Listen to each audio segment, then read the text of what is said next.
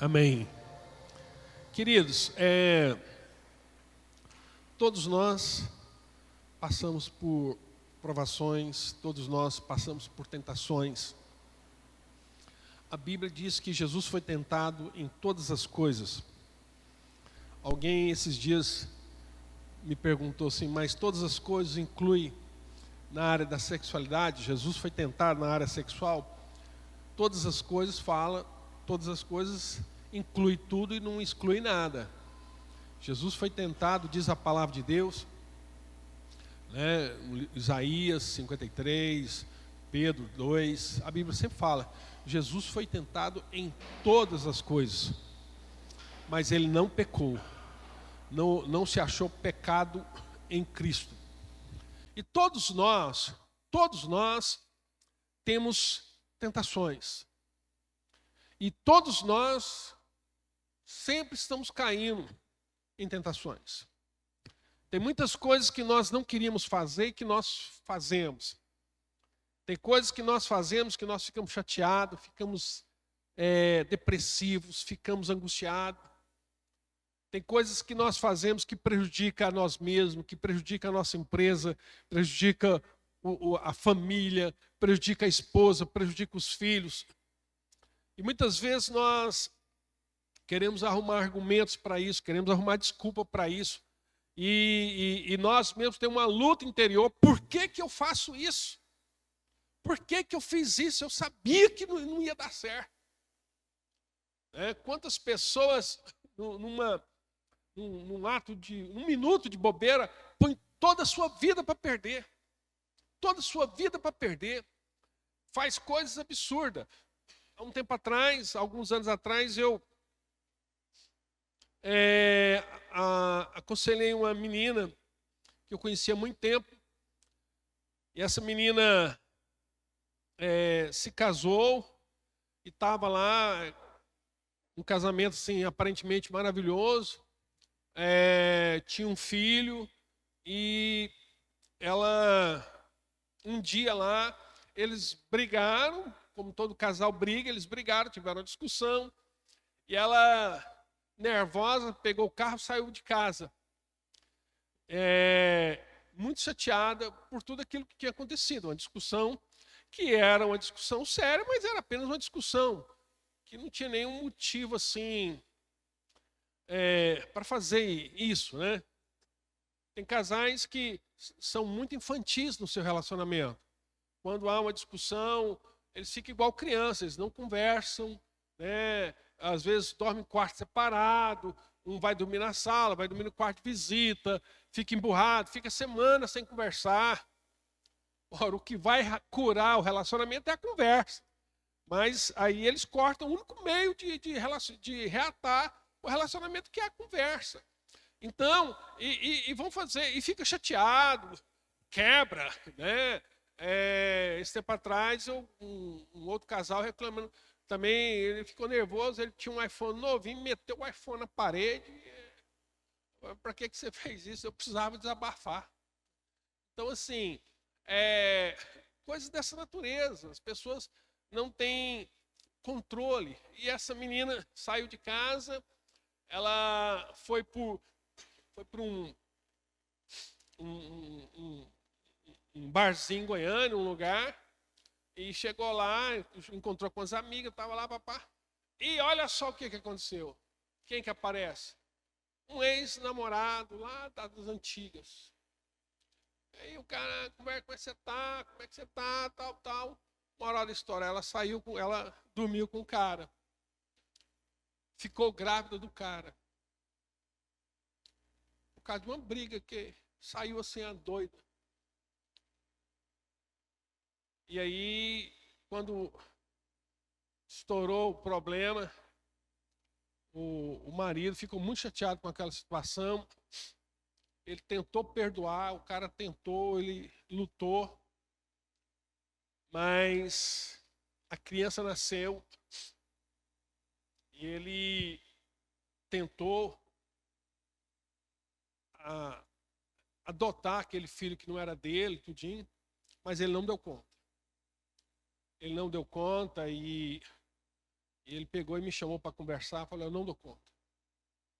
Não dou conta de conviver com a situação e pediu para separar, e a menina não queria aceitar o divórcio de forma alguma, que ela aprontou assim um choro, ela muito arrependida do que fez, muito arrependida, por causa de 1 minuto de bobeira na vida, pôs tudo a perder, destruiu toda a vida dela. E o rapaz, falou, olha, não dou conta, quero separar, e ela não queria. Ele pegou o carro e colocou só as roupas no carro. Eles tinham 2 carros. Você pode ficar com a casa, você pode ficar com o carro importado que eu te dei. Eu morava num condomínio chique aqui em Goiânia, você pode ficar com tudo. Mas eu não dou conta. E essa menina veio desesperada, que eu conheci ela muitos anos antes. E tentei ajudar, mas o rapaz ele não dava conta. Ele não dava conta de perdoar. É a situação dele, né? E aí, essa moça,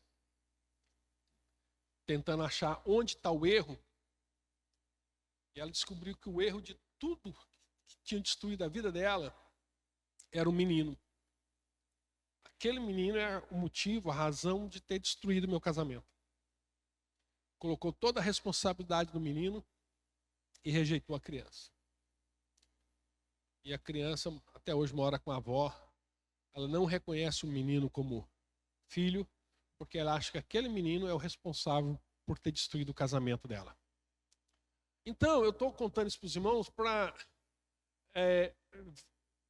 falar com os irmãos que muitas decisões que nós fazemos destroem a nossa vida, nós pomos tudo a perder.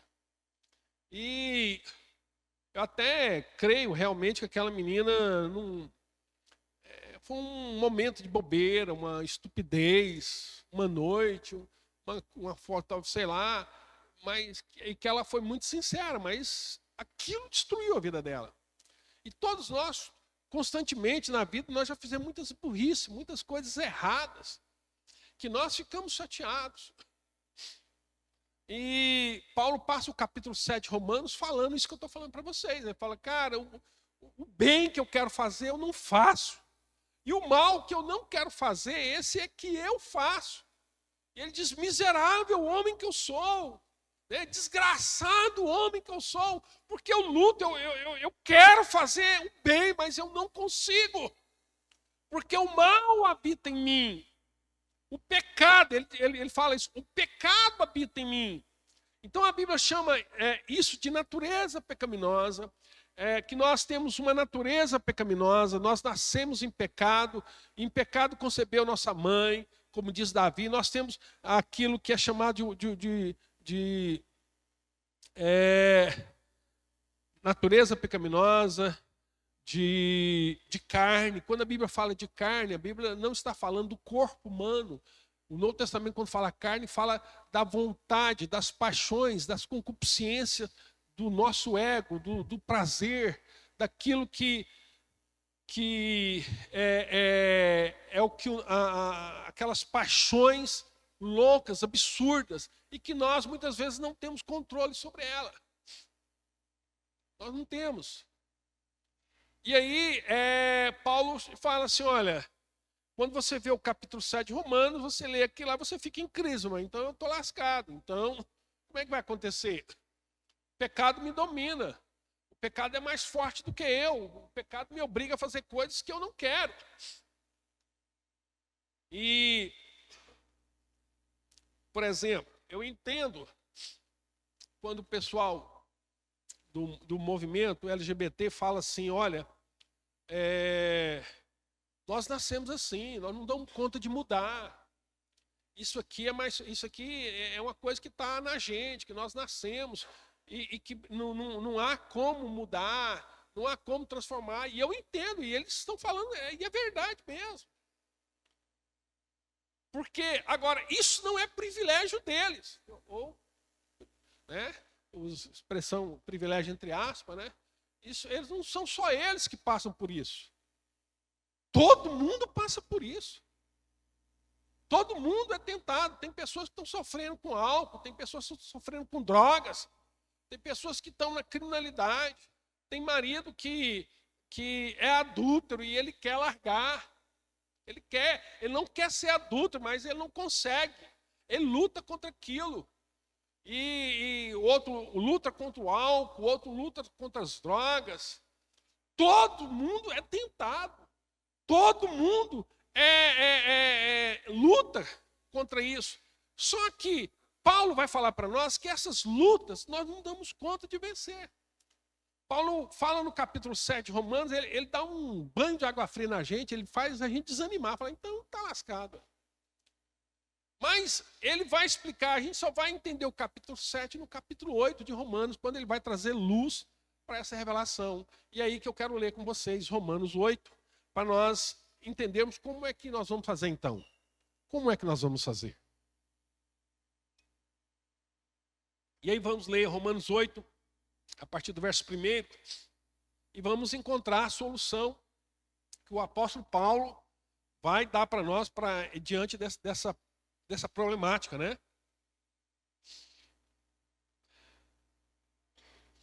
Romanos capítulo 8, a partir do versículo 1, diz assim: portanto,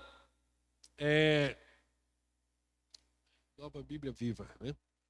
Portanto, agora já não há nenhuma condenação para aqueles que pertencem a Cristo Jesus.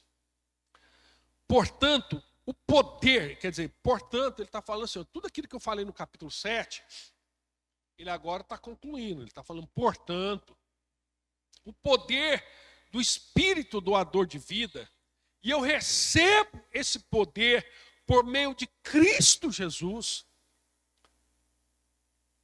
livrou-me da lei do pecado e da morte. Já não estamos a salvo das garras do pecado só pelo fato de conhecermos os mandamentos de Deus, pois não podemos guardá-los, mas Deus pôs em ação um plano diferente. Então olha o que Paulo está falando.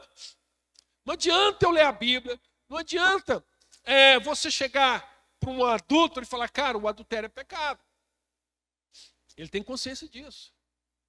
Não adianta você chegar para uma pessoa que é alcoólatra e falar, cara, a embriaguez é pecado. A Bíblia não critica a bebida alcoólica, mas a Bíblia fala veemente duro contra a embriaguez. Cara, você chegar para um cara drogado e falar para ele, olha, essa vida é uma vida contrária a tudo aquilo que Deus tem para você. Você precisa libertar das drogas. Irmão, ele tem consciência disso. Só que ele não dá conta. Você chegar para um cara que vive na promiscuidade, seja ela em qual área for, né, na orgia, na sensualidade, e falar, cara, isso é pecado. Isso é pecado. Ele, cara, eu sei que é pecado. E tem uns que parte para negação. Eles vão partir para o negacionismo, né? Dizer assim, olha, não é pecado. A Bíblia lá fala, mas a Bíblia lá foi escrita por homens. Não é assim, não é pecado. Porque se fosse pecado, Deus não tinha colocado isso dentro de mim. Então, não adianta você mudar o nome, querer mudar a Bíblia, reescrever a Bíblia, reinterpretar a Bíblia, porque você não dá conta de lutar. E a Bíblia está falando para nós claramente, ninguém dá conta. Ninguém dá conta na sua força de vencer o pecado. Na sua própria capacidade, na capacidade humana, você não é capaz de vencer o pecado. Você não dá conta. E é isso que Paulo está dizendo. Não estamos a salvo das garras do pecado só pelo fato de conhecermos o mandamento de Deus. Não adianta eu saber que isso é pecado. Isso não é suficiente para me libertar. Pois não podemos guardá-los. Mas Deus pôs em ação um plano diferente, a fim de nos salvar. Deus então promoveu para nós um meio, um caminho, um plano, para que eu possa vencer essa natureza pecaminosa. Então eu tenho a natureza pecaminosa dentro de mim e eu tenho a vida em Cristo, a nova vida em Cristo, a nova natureza. E as duas estão dentro de mim. E as duas estão conflitando. As duas estão brigando. Jesus disse, vigiai e orai, porque na verdade o Espírito está pronto. A nova natureza, a vida de Deus, o homem espiritual, o meu homem interior, ele é forte, ele está pronto. Mas Jesus completa, né? Mas a carne é fraca. A carne vai desejar aquilo que é ruim. Então eu tenho a carne e o espírito lutando. Lembrando que carne não é corpo, não está falando de corpo humano, está falando de desejo, de paixões, de sensualidade, de tudo aquilo que é contrário à lei de Deus. Então ele está dizendo que Deus proveu um meio para nos libertar. Ele diz, ele enviou o seu próprio filho. Olha só, o que é que Deus fez? Deus enviou o seu próprio filho em corpo humano, como nós, a fim de destruir o controle do pecado sobre nós. Então Jesus veio num corpo igual ao nosso, passou por todas as provações, todas as tentações, venceu o pecado, e por isso que ele pôde ser o nosso mediador, por isso que ele pôde morrer em nosso lugar, ser a sua morte, uma morte vicária, morrer em nosso lugar. Então Jesus veio um corpo humano a fim de destruir o controle do pecado sobre nós. Então presta atenção, a missão da vinda de Cristo para nos salvar foi a salvação. Você precisa entender isso. Jesus não morreu para te levar para o céu. Pelo amor de Deus, esquece isso. Jesus não morreu para te levar para o céu. Então eu não vou para o céu? Não. O céu é consequência. Não é o que está em pauta, em voga aqui. O texto está dizendo, Júnior, esse banheiro é feminino. Põe uma. Olha lá. Vamos lá. Jesus veio para destruir o controle do pecado sobre nós. Então Jesus morreu. Jesus deu a vida dele para que eu e você vivêssemos em santidade. Nós fomos salvos para vivermos em santidade. Nós não fomos salvos para ir para o céu. Ir para o céu, irmão, é uma coisa que está resolvida. Mas Jesus morreu, Jesus deu a vida dele para que eu e você fôssemos santos. O propósito da morte de Jesus, a Bíblia fala isso de uma forma tão clara em tantos lugares. Quer ver, Guilherme, sai daí um pouquinho, joga lá em Efésios capítulo 1, versículo 3, só para você, depois volta para cá, não perde em Romanos 8, 3 não. Eu vou dar só uma referência, né? Efésios capítulo 1, versículo 3. Só uma referência, né? Nós podíamos ver outros lá em 1 Pedro 2, mas vamos ver esse aqui, ó. Como louvamos a Deus, o Pai do nosso Senhor Jesus Cristo, que nos abençoou com todas as bênçãos do céu por pertencermos a Cristo. Continua. Muito antes de criar o mundo, Deus nos escolheu. Olha só. Deus nos predestinou, Deus nos escolheu para pertencermos a Ele. Foi para isso que Jesus morreu, para que eu e você fôssemos dele. Naquela época ele decidiu fazer-nos santos aos seus olhos, sem nenhuma única falta, a nós que encontramos diante deles coberto com o seu amor. Ele nos salvou para que eu e você fôssemos santo, vivêssemos em santidade, vivêssemos livre do pecado, e ele nos deu um poder para vencer o pecado. Então, voltando lá em Romanos 8:3, ele continua dizendo lá, o texto nós paramos, né? Em um corpo humano, a fim de destruir o controle do pecado sobre nós, dando a si mesmo como sacrifício por nosso pecado. Então, Jesus viveu uma vida santa e ofereceu uma morte vicária, uma morte substituta. Ele morreu em nosso lugar. Isso é o sentido da palavra vicário, né? O vigário é o que é o substituto, e vigário é Cristo. Tem muita gente que usa o nome de vigário. Eu ficaria assim muito desconfortável em usar esse nome. Eu sou um vigário. Não, o vigário é um substituto. E a Bíblia fala que o substituto, Jesus morreu a morte vicária, ele morreu em nosso lugar. E o vigário de Cristo é o Espírito Santo. Ele fala, eu não deixarei órfão, enviarei sobre vós o meu Espírito. Então o Espírito Santo é o substituto de Cristo na terra, né? Versículo 4. Vamos caminhar aí. Assim, agora podemos obedecer às leis divinas se seguirmos o Espírito Santo.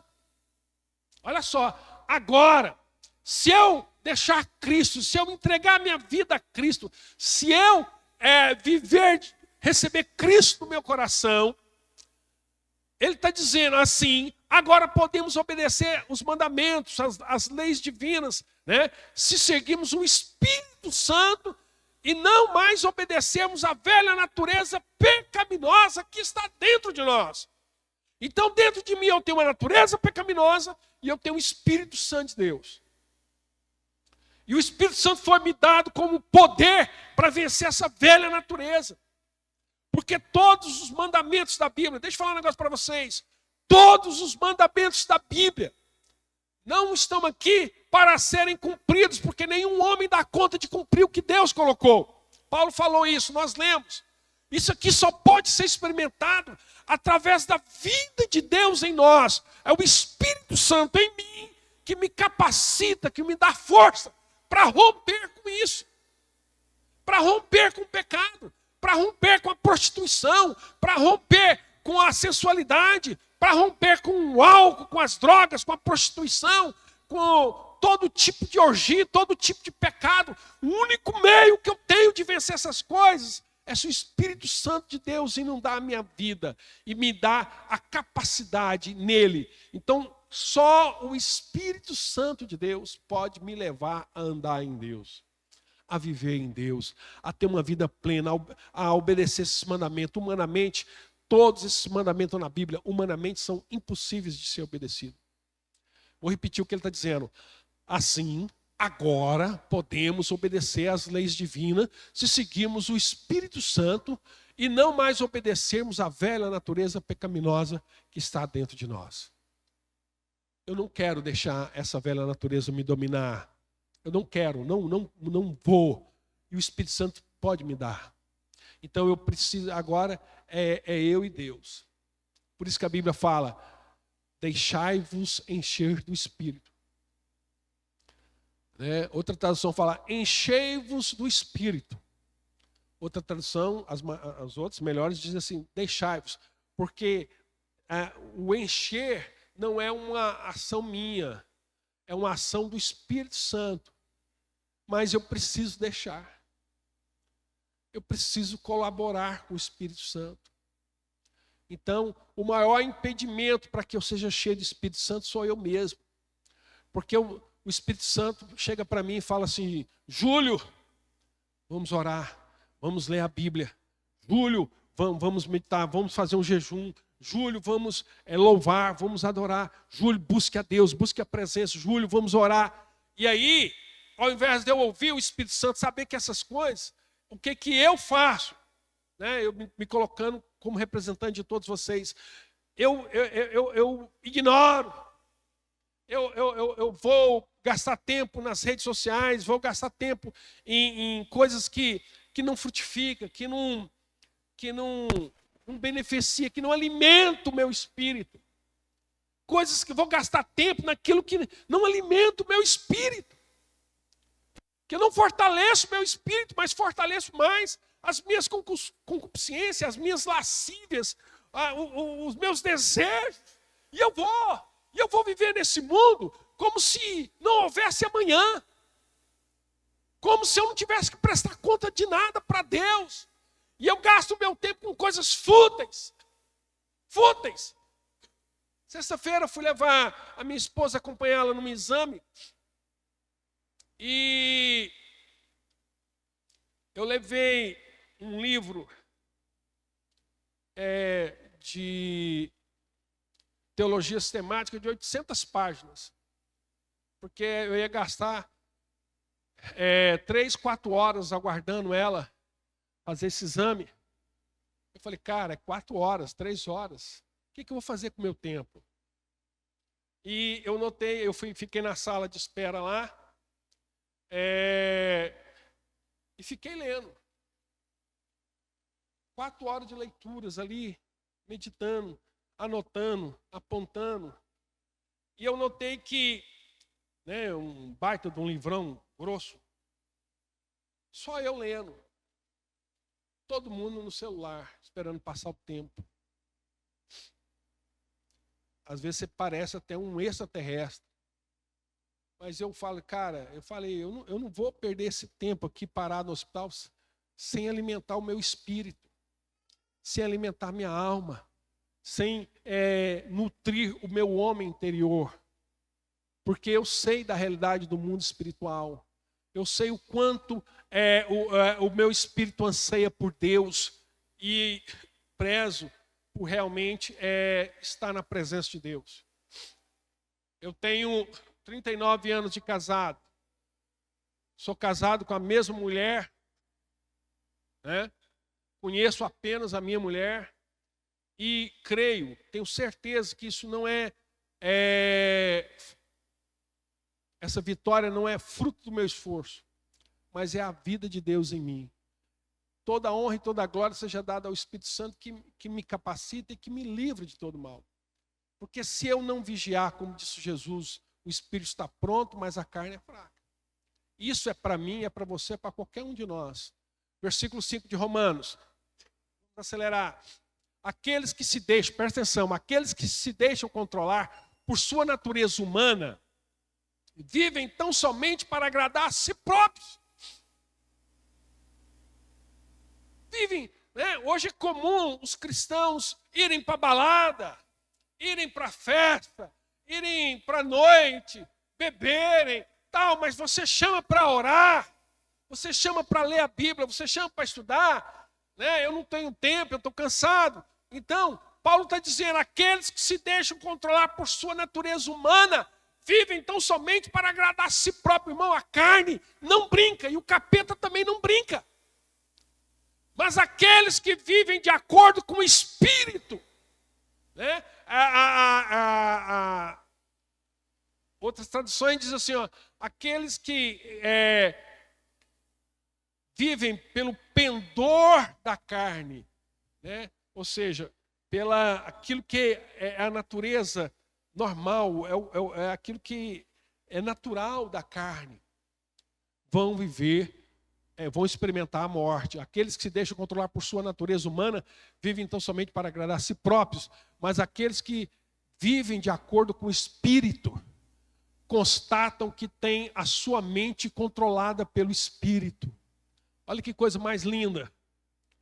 Quando eu me entrego ao Espírito, por isso que a Bíblia fala que eu tenho que deixar o Espírito Santo me encher. Então, deixar o Espírito Santo é eu facilitar as coisas. É eu não criar resistência para o Espírito. Às vezes você fica, Senhor, me enche do teu Espírito, me enche. Mas a Bíblia fala, deixai-vos, facilita, meu irmão. Ora, medita, gasta tempo na palavra, gasta tempo orando, meditando, louvando, adorando. Muda o seu linguajar. Hoje está tão comum, né? As pessoas até pastores no meio do culto pregando, falando palavrões, linguagens chulas. E porque quando um pastor chega no meio de uma igreja pregando e usa uma linguagem chula, isso significa que no seu cotidiano ele já usa aquilo. Então, Paulo está dizendo, olha, a sua mente tem que ser controlada pelo Espírito. O Espírito Santo tem que dominar a sua vida, é o Espírito Santo. Se renda, facilita as coisas para o Espírito. Irmão, nosso papel é só esse, é facilitar. É deixar o Espírito Santo encher, tomar a nossa mente. Ele vai me dirigir. Irmãos, tantas coisas, nas coisas simples, até as coisas grandes. Deixa eu contar aqui, coisas simples, quer ver coisas simples? Aquela porta preta lá, ela tem 2 chaves tetra. Quando nós fomos comprar a chave tetras para aquela porta, eu falei, Senhor, eu quero comprar uma fechadura, 2 fechaduras, com um segredo só. Para aquela porta e para essas 2 de vidro. Porque senão eu vou ter que ter 2 chaves para aquela e 2 chaves para essa. Eu fui numa empresa aqui em Goiânia, que é a maior empresa distribuidora. Falei isso para o cara. Cara, eu quero 2 chaves tetra com um único segredo. Cara, não existe. Isso é impossível. Cada fechadura é um segredo. E eu saí orando, Senhor, eu quero 2 fechaduras e um segredo. O cara pegou e falou, isso é impossível. Eu falei, e nessas outras portas aqui que é mais simples? Impossível. Impossível. E ele pegou, eu falei, então tá, pega lá. Me dá, ele me deu. Chegamos aqui. Aquelas 2 fechaduras daquela porta são chaves tetra, né? E tem uma outra terceira. Bom, as 2, uma chave abre todas. Então, na verdade, ao invés de comprar 2, todas as cópias já vieram com cópias. Fomos para essa, a mesma coisa. O cara falou que isso é impossível. Mas eu falei para Deus, eu quero uma coisa simples. Uma coisa simples. Ele disse que não existe, mas está ali. Você pode pegar a chave que abre aquela, as fechaduras, a porta que abre é uma coisa simples. Você pedir a direção do Espírito Santo. O Espírito Santo. Irmãos, e aí, como é que explica isso? Não sei. Talvez o Espírito Santo, sabendo que eu ia pedir isso, lá na fábrica, lá já antecipou, já cometeu um erro lá no computador, duplicou, chegou aqui, porque eu pedi. Coisa simples. Então, irmãos, nós temos que aprender nas coisas simples a depender do Espírito Santo. Nas coisas simples. Quanto mais nas coisas grandes. Quanto mais nas decisões grandes que você tem que tomar. Às vezes você confia na sua mente, porque você é coach, você tem doutorado, você tem pós-doc. Mas, irmão, confia no Espírito. O Espírito Santo é que vai guiar a sua vida. O seu casamento, a sua empresa. Não faça nada sem depender do Espírito, sem ter a mente controlada pelo Espírito. O Espírito Santo tem que dominar todas essas coisas. Versículo 6, ele diz: seguir o Espírito Santo conduz à vida e à paz, mas seguir a velha natureza leva à morte. Que é mais claro que isso, irmãos? Seguir o Espírito Santo conduz à vida e à paz. Mas seguir a velha natureza leva à morte. Quer seguir, fazer as coisas do seu jeito? Quer andar da sua maneira? Você acha que você é o cara que você vai se lascar? Isso é palavrão? Eu acho que não, né? Até eu fiquei preocupado. Vai morrer. A Bíblia está falando, vai morrer. Eu me lembro, me traz à memória aquele versículo lá de Deuteronômio, capítulo de número 30. Projeta rapidamente para nós aí, só para a gente ver aí, Deuteronômio, capítulo 30.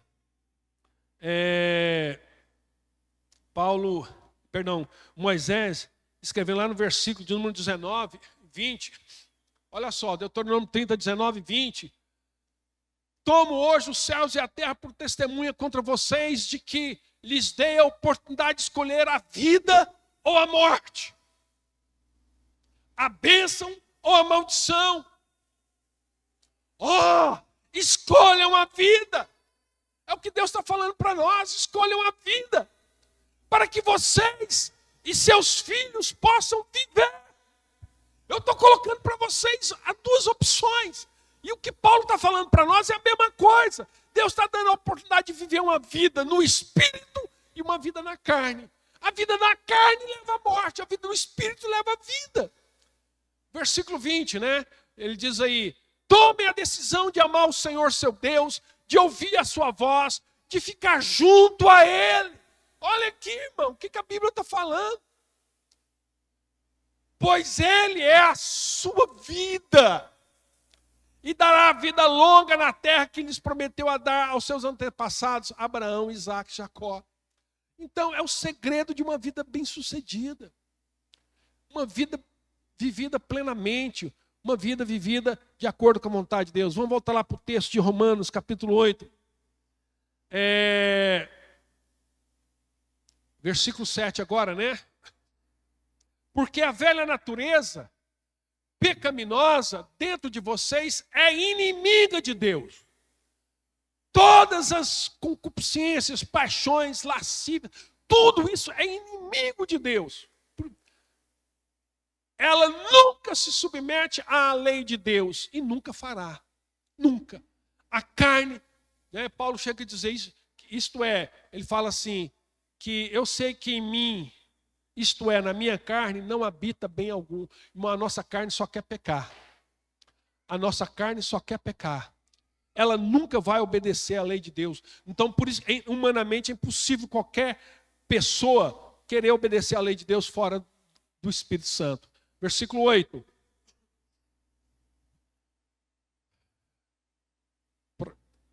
É por essa razão que aqueles que ainda estão sob o controle da sua própria natureza pecaminosa não podem agradar a Deus. Não tem como você andar na carne e agradar a Deus. E você vai pegar um caminho de morte. Você vai destruir sua vida. Você vai detonar com tudo. Você vai detonar com tudo. Não tem como você agradar a Deus vivendo na carne. Versículo 9. Vocês, porém, não são controlados pela natureza humana. Olha aí, irmãos, que bênção. Essa paixão, essa loucura que está dentro de nós, ela tem controle, ela pode ser subjugada. Ela pode ser subjugada. A pessoa fala, eu não dou conta, eu nasci assim. Não, irmão, é porque você dá lugar, você não quer viver, você não quer submeter ao Espírito. Você quer andar na carne, quer ter domínio sobre suas paixões, você não vai dar conta. Isso é impossível, a Bíblia está falando. Então você pode usar o argumento, Deus me fez assim, Deus colocou isso em mim. Isso é o mesmo argumento que Adão usou. Quando o homem pecou e Deus foi cobrar do homem, o homem jogou toda a culpa na mulher e em Deus. Ele falou assim, olha, Deus perguntou para ele, quem lhe falou que você estava nu? Porventura você comeu do fruto que eu lhe disse que você não podia comer? Aí o homem responde para Deus, Deus, a mulher que tu me deste. Quer dizer, a culpa ou é dela ou é sua. A culpa foi da mulher, e essa mulher foi o Senhor que me deu. Então, resolva vocês dois aí, eu estou fora. Eu sou isentão, eu não participo desse processo. Né? O homem sempre quer, como a casa daquela menina, transferir a responsabilidade. Paulo está dizendo, vocês, porém, não são controlados pela natureza humana, vocês são controlados pelo Espírito. Se de fato o Espírito de Deus está morando em vocês, lembre-se de que se alguém não tiver o Espírito de Cristo, esse não pertence a Cristo. Se você não consegue vencer o pecado, é porque Cristo não habita em você. É simples assim. Simples. Quem está em Cristo não vive na prática do pecado. Eu preciso ler aqui, lá em 1 João capítulo 3, nós paramos no 9. Vamos lá em João 3, versículo 7, onde ele vai explicar isso para nós. Meus filhinhos, não deixe que ninguém engane vocês acerca disso. Se vocês estão constantemente fazendo o que é justo, é porque vocês são justos, assim como ele é justo. Mas se vocês continuarem a pecar, presta atenção, mas se vocês continuarem a pecar, isso demonstra que vocês são do diabo. Forte, né? Porque o diabo peca desde a criação do mundo. Mas o Filho de Deus veio para destruir as obras do diabo. Jesus veio para destruir, então, as obras do diabo. O versículo 9 diz o quê? A pessoa que nasceu na família de Deus não faz o pecado um hábito. Está vendo? O pecado não é o meu estilo de vida, é uma exceção. Porque agora a vida de Deus está nela. A vida de Deus está em mim, está em você. Amém, irmãos? A vida de Deus habita em mim. A vida de Deus habita em você. Você não precisa estar escravo do pecado. Você não precisa viver subjugado pelas paixões. A vida de Deus está em você. Se você recebeu Cristo na sua vida, a vida de Deus está em você. Deus, o Espírito Santo habita em você. Em você. Você não precisa viver. Olha, porque agora a vida de Deus está nela. E, portanto, ela não pode continuar pecando. Um cristão nascido de novo não vive na prática do pecado, pois esta vida nova nasceu dentro dela e ela a domina. A semente de Deus está em mim, a semente de Deus está em você. Você foi marcado pela promessa, a vida de Deus está em você e essa vida é que te domina. Por quê? Porque ela é nascida de Deus. Amém? Diga, eu sou nascido de Deus. Fala, eu sou nascido de Deus. A vida de Deus habita em mim. Fala comigo, a vida de Deus habita em mim. Fala isso com convicção mesmo. Eu quero que você repita para você mesmo, para você falar para você mesmo, para você ter certeza disso. A vida de Deus habita em mim. A vida de Deus habita em mim. A vida de Deus habita em mim. Eu sou nascido de Deus. Eu sou filho de Deus. O pecado não terá domínio sobre a minha vida. Eu não sou subjugado pelo pecado, porque eu nasci de Deus. Eu tenho a vida de Deus. Voltando lá para Romanos capítulo 8, onde nós paramos lá. Ele diz assim, se de fato o Espírito de Deus está morando em vocês, e lembre-se de que se alguém não tiver o Espírito de Cristo, esse não pertence a ele. Versículo 10. Mas se Cristo vive dentro de vocês, então seus corpos estão mortos por causa do pecado. Eu não posso mais viver na prática do pecado, eu morri para o pecado. No entanto, o Espírito está vivo por causa da justiça. O Espírito de Deus habita, está vivo dentro de mim. 11. Se o Espírito daquele que ressuscitou Jesus dentre os mortos vive em vocês, aquele que ressuscitou a Cristo dentre os mortos também fará com que os seus corpos mortais vivam de novo por meio desse mesmo Espírito que mora em vocês. Onde é que o Espírito Santo de Deus mora, irmãos? Onde é que o Espírito Santo de Deus mora? Em nós. O Espírito Santo mora aqui. Ele está aqui. Ele vive em mim. O Espírito Santo vive em mim, vive em vocês, vive em nós. Continuando aí, vamos rapidamente. Estamos encerrando. Portanto, irmãos, de novo, portanto, toda vez que a Bíblia fala portanto, vírgula, ele conclui um pensamento. Portanto, irmãos, vocês não têm para com a velha natureza pecaminosa qualquer obrigação de fazer o que ela lhes pede. Olha que coisa mais linda. Eu não tenho obrigação nenhuma de obedecer a minha velha natureza. Eu tenho o poder de vencer toda a tentação. Eu tenho o poder. Qual poder é esse? É o Espírito Santo de Deus que habita em mim. É o Espírito Santo de Deus que habita em mim. Ele me dá a graça, ele é capaz de me fazer vencer todas as tentações. Versículo 13. Pois se vocês continuarem a segui-la, estão perdidos e perecerão. Mas se a destruírem, essa natureza, se vocês destruírem ela, vocês mortificá-la, como diz outra tradução, juntamente com as suas más obras, por meio do poder do Espírito Santo. É só através do Espírito Santo. É o Espírito Santo que mora em mim, que habita em mim. Vocês viverão. Continuando, 14. Porque todos que são dirigidos pelo Espírito de Deus são filhos de Deus. Amém? Quantos aqui são dirigidos pelo Espírito Santo de Deus? Amém? Então, irmão, o pecado não tem domínio sobre sua vida. O pecado não tem domínio sobre sua vida. Versículo 15. Pois vocês não receberam o Espírito que os torna escravos, medrosos e servis. Olha que coisa fantástica. Vocês não receberam espírito de escravidão. Vocês não têm que ficar debaixo do pecado. Vocês não têm que subjugar essas paixões infames, essas paixões pecaminosas. Vocês não têm que estar debaixo disso. Não. Mas receberam o Espírito que os adota como verdadeiros filhos, pelo quais clamamos, Abba, Pai. Nós recebemos o Espírito Santo. Nós agora somos membros da família de Deus. Eu nasci na família de Deus. Eu sou filho de Deus. E agora eu posso chamar Deus de papaizinho. Esse é o sentido da palavra Abba, pai. Ele está duplicando aqui e traz a conotação para a língua portuguesa de papaizinho, de papai, de papai.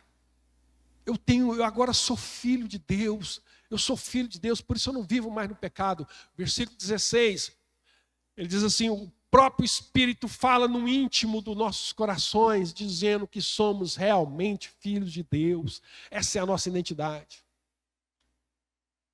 Quem você é? Eu sou o Júlio. Não, Júlio é seu nome. Quem você é? Eu sou o pastor. Não, pastor é a sua função, sua ocupação, sua vocação. Quem você é? Você é filho, eu sou filho do Zé Martinão, esse é seu pai. Quem você é? Qual é a sua identidade? Eu sou filho de Deus. Quando Jesus perguntaram isso para ele, o que dizem as pessoas que é o filho do homem? Uns falam que você é líder, mas vocês, para vocês, Jesus perguntou, quem eu sou? Tu és o Cristo, o Filho do Deus vivo. E essa é a minha identidade. Eu sou filho de Deus. Quem eu sou? Quem nós somos? Nós somos filhos de Deus. Essa é a nossa identidade. Irmãos, pelo amor de Deus, guarda isso no seu coração. Quem nós somos? Nós somos filhos de Deus. Essa é a nossa identidade. Então, você pode chamar Jales, Laís, né? Você pode chamar Lucas, Dimas. Isso é seu nome. Você pode ser advogado, empresário. Isso é a sua ocupação. Mas a sua identidade é filho de Deus. Nós somos filhos de Deus. Versículo 17. E se somos os seus filhos, então somos herdeiros. Herdeiros de Deus e co-herdeiro com Cristo. Ou seja, tudo aquilo que Cristo conquistou na cruz, nós participamos. Mas vamos participar, olha só, mas se vamos participar da sua glória, precisamos também participar dos seus sofrimentos. Ou seja, a Bíblia fala, nem olhos viram, nem ouvidos ouviram, nem jamais penetrou o coração do homem aquilo que Deus tem reservado para aqueles que o amam. Deus tem coisas gloriosas reservadas para nós. E o que, como diz Paulo, as nossas leves e momentâneas tribulações não podem ser comparadas com aquilo que Deus tem para nós. Então, irmãos, se Cristo sofreu por nós, nada mais justo, como diz Paulo também em Filipenses, né? A nós foi dado o privilégio não somente de seguir a Cristo, mas de sofrer por amor a Cristo.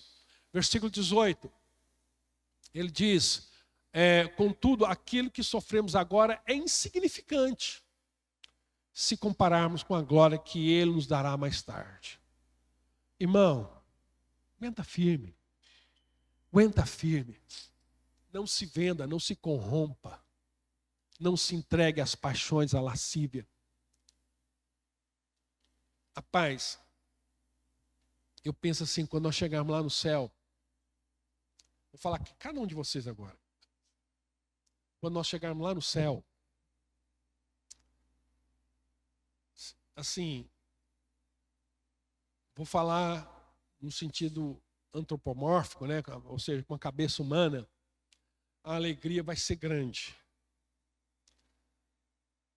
Eu vou me atrever a dizer algo que não está na Bíblia, então é um pensamento meu. Mas eu acho que vai bater em cada um de nós aqui uma sensação assim, você vai ter vergonha da vida que você viveu aqui. Lembra daquele filme A Lista de Schindler? Quando no final lá, o Schindler sai com o carro lá e salvou lá 1.000 e tantos judeus. E ele fala assim, cara, eu podia ter feito mais. Esse anel podia ter salvado tantas almas. Esse meu carro podia ter salvado. Esse terno. Eu podia ter feito mais. Irmão, eu creio que vai haver uma vergonha da vida que você vive, do tempo que você desperdiçou aqui. Quando você chegar lá, então ninguém vai perder salvação por conta disso. Isso não é coisa. Mas é uma questão assim, poxa, você podia tanto ter gastado sua vida para Deus, ter dado sua vida para Deus, ter vivido uma vida que faz diferença. Essa semana nós tivemos aí a morte do reverendo Timothy Keller, né?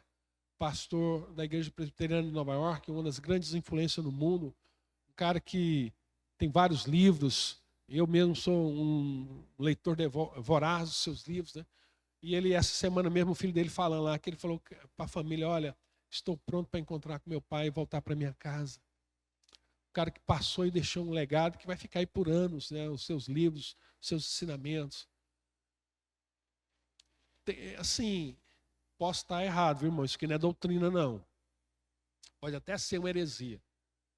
Mas eu creio que vai bater uma vergonha na gente lá, do tempo que nós gastamos sem necessidade, naquilo que não é pão, naquilo que não edifica, naquilo que não tem sentido, naquilo que, como diz Salomão, é correr atrás de vento.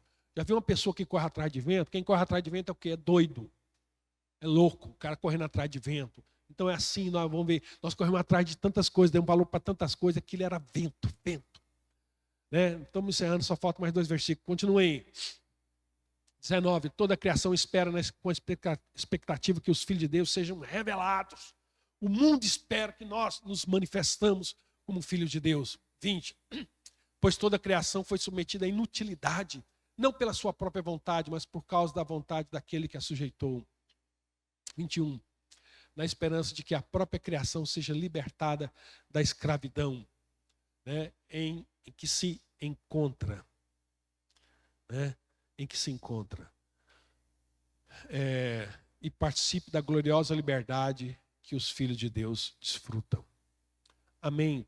Que Deus possa te dar graça, que o Espírito Santo possa falar no seu coração, que você possa dar vazão ao Espírito Santo de Deus, viver uma vida que glorifique a Deus, uma vida que faça sentido, uma vida que vale a pena ser vivida, uma vida que realmente tem significado.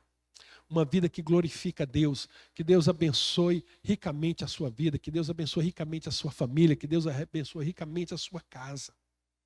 Amém? Que o Espírito Santo, Deus, possa te encher cada dia mais e mais, gerando fome e sede da palavra de Deus. Que você possa buscar o Espírito Santo, buscar a presença de Deus, buscar a palavra de Deus, meditar na palavra de Deus, se encher de Deus, viver em Deus, viver plenamente em Deus. Amém?